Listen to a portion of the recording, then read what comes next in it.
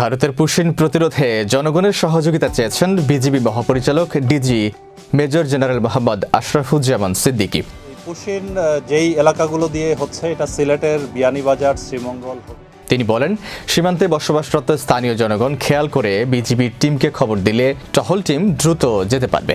সুন্দরবন শ্যামনগরে বিজিবির বয়েসিং ভাসমান বিওপি উদ্বোধন শেষে সাংবাদিকদের এক প্রশ্নের জবাবে তিনি এসব কথা বলেন। প্রতিরোধ করার আমরা চেষ্টা করছি, দেখছেন প্রতিনিয়তই। সত্যি কথা বলতে আজকে সকালেও কিছু পুশিন হয়েছে। বিজিবি বয়েসিং ভাসমান বিওপি উদ্বোধন করেন স্বরাষ্ট্র উপদেষ্টা লেফটেন্যান্ট জেনারেল মোহাম্মদ জাহাঙ্গীর আলম চৌধুরী।